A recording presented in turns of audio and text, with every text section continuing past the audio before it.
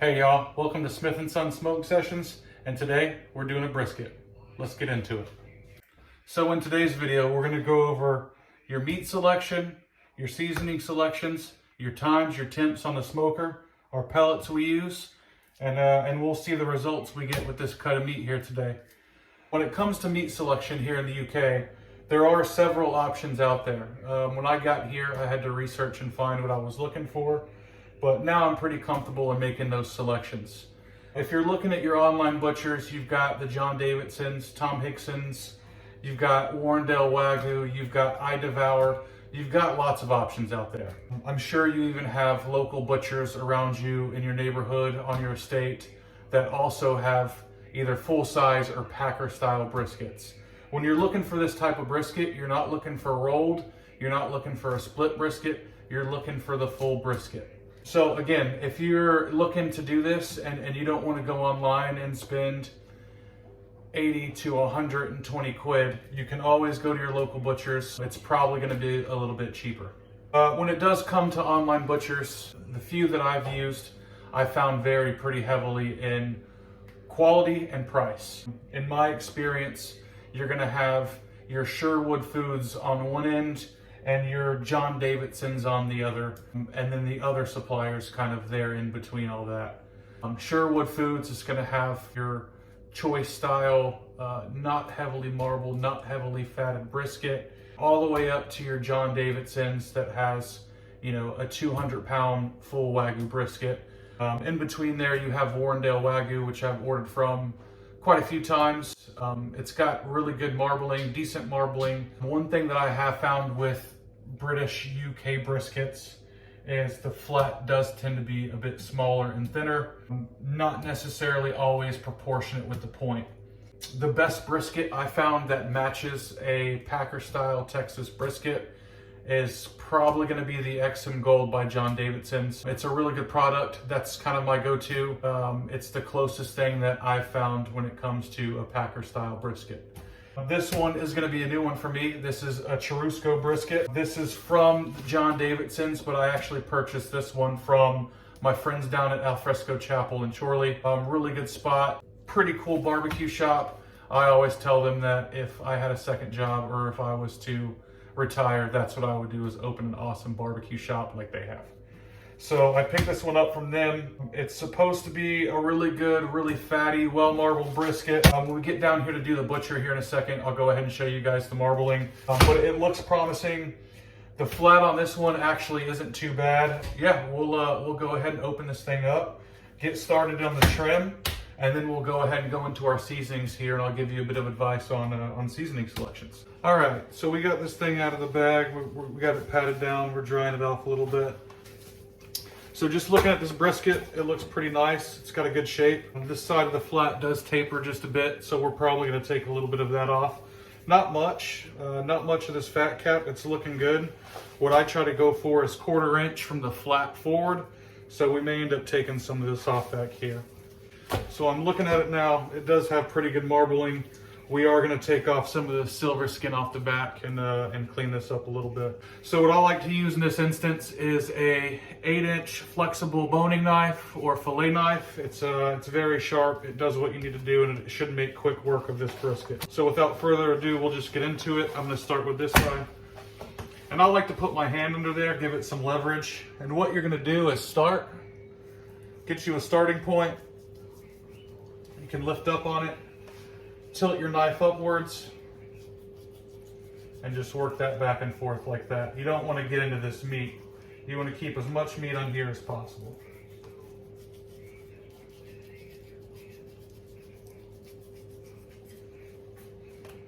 So again, as I go through here, I just want to take off as much of this silver skin as possible, because we want that seasoning on there, we want that smoke to penetrate, and we don't want any of this fat or any of this silver skin to stop that from happening.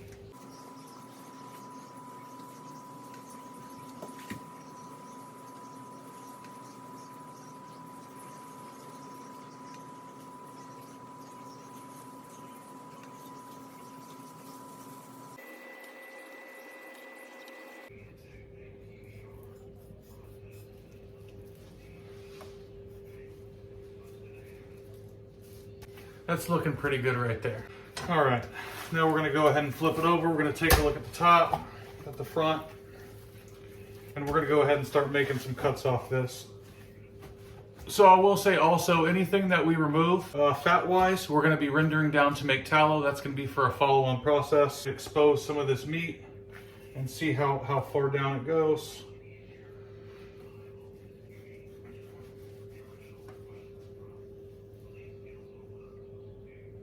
So I'm gonna start there. And we're just squaring this thing up.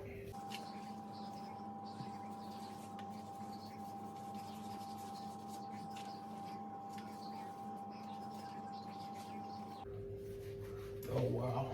And we're gonna expose some of this marbling here. And man, does that look good. Look at that marbling. How beautiful is that?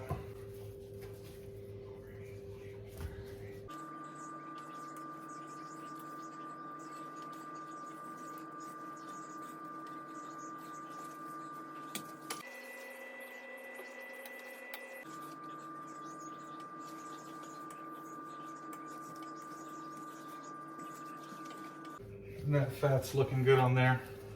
All right, just because I do see that this goes down, I'm gonna go ahead and work a little bit on this fat cap.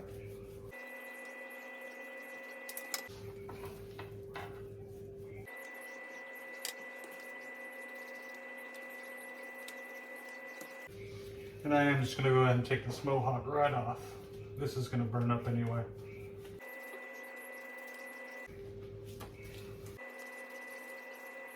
All right, that's a pretty looking brisket. All right, getting into the seasoning here now that we're all trimmed up and ready to go.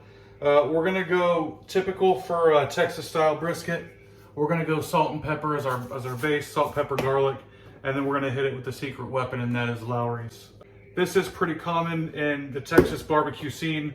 I know you hear a lot about salt, pepper, garlic, and it's great for a base. Everybody uses it as a base, but that is not all they use. So we'll go ahead and start with our binder.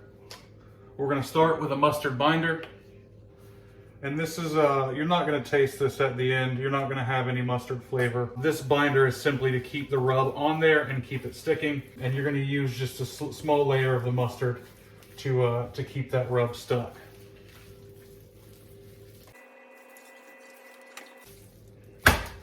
Get both sides. You wanna get your edges, your tops, your bottoms. You want this mustard everywhere that you're gonna have rub. And you can't forget your sides. All right, once your brisket's all lathered up, I like to keep a dry hand and a wet hand. This is gonna help you get your seasoning on. You're gonna have your dry hand for your rub, your wet hand for your pat. So this is pretty simple. You wanna hold it about 12 to 18 inches away from your brisket, and you're gonna go like a typewriter and just put down a nice, thick, even coat. And this is what's gonna build your crust right here.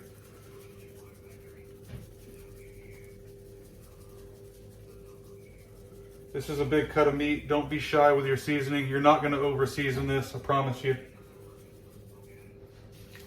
You're gonna get your sides.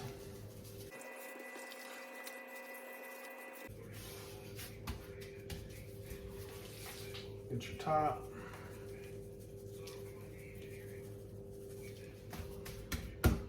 That's looking pretty good right there.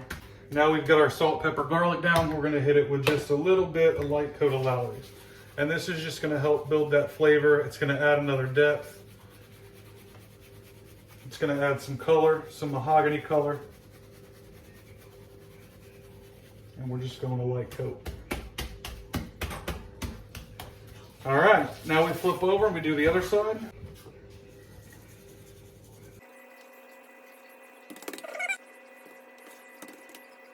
And once again, we're just going with a light coat of Lowry's.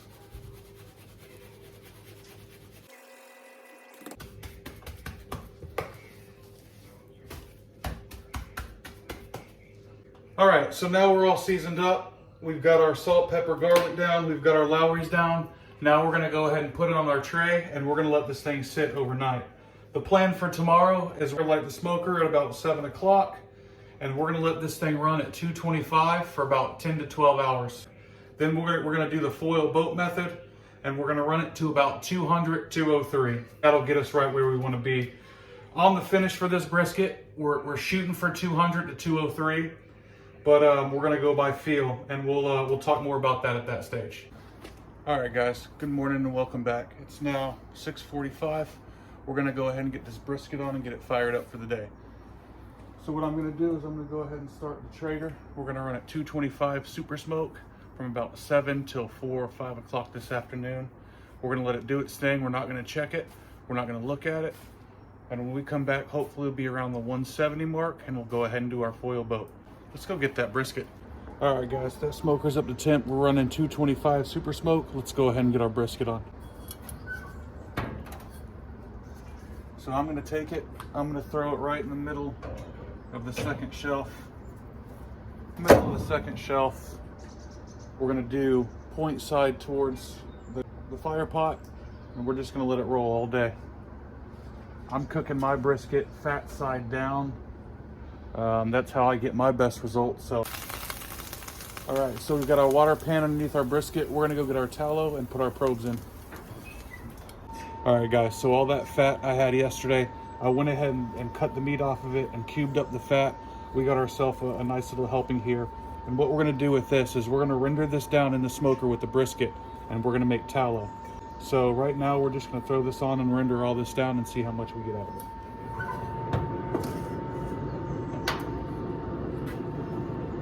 And to manage the temperature, guys, I've got the heater probes. These things came with the Timberline XL.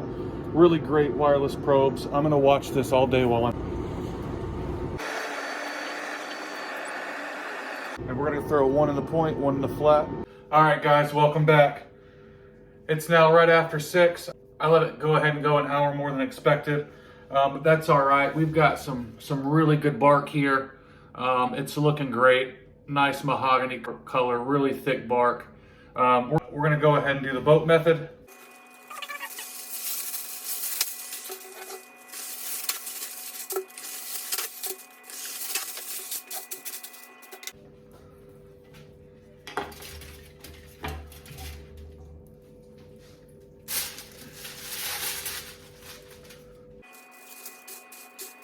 God, that bark is crazy.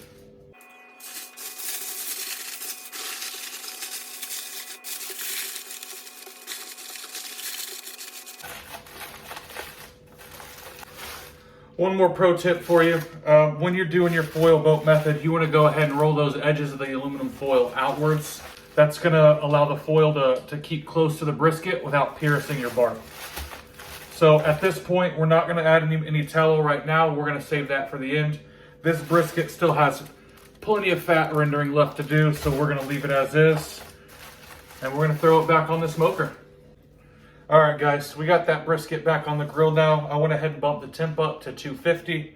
We're going to let that go ahead and go for another 2, maybe 4 hours. We'll have to see how long it takes to finish it out. Again, we're shooting for about 200 to 203. When it gets around 195 to 200, we'll start probing for tenderness, and that's when we'll go ahead and decide to pull it. Moving on to the tallow, so we went ahead and pulled this off the grill. We took those fat chunks and we've rendered it down to this nice gold, liquid gold as they would call it, the fat of the brisket. To keep the brisket moist for the hot hold, we're gonna go ahead and put some of this tallow in with it, and we're gonna strain it through here and we'll chill it for the time being.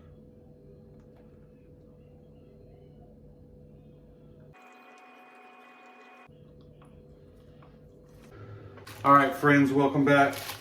So we've went ahead and taken the brisket off the smoker. It probed right at 203 all the way around. And man, this thing's jiggly. It's nice.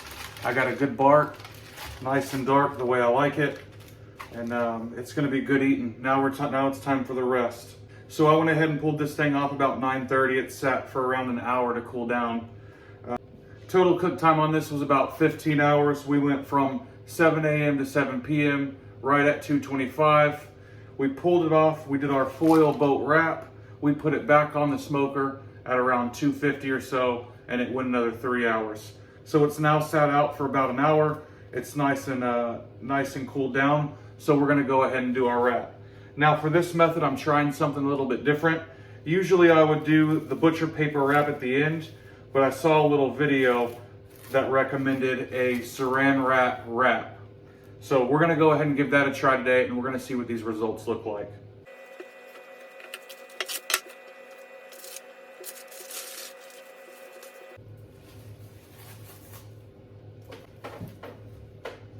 On the top of it here, I got my juices from my foil boat. I'm just gonna go ahead and put those right on top.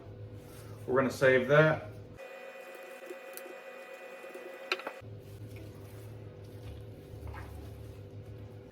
And for the bottom, we're gonna go ahead and use up that liquid gold we made earlier. This is our tallow we cooled down. So we're just gonna put a little bit on here on the back, and we're gonna wrap that on up with it.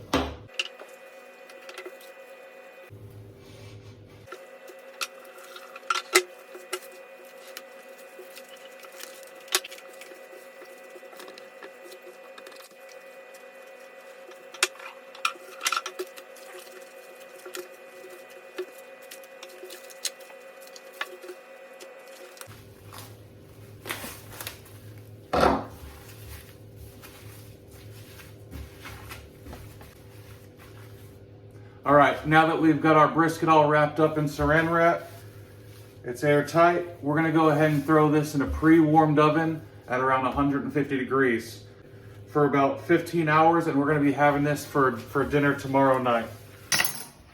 Oh yeah, that is nice.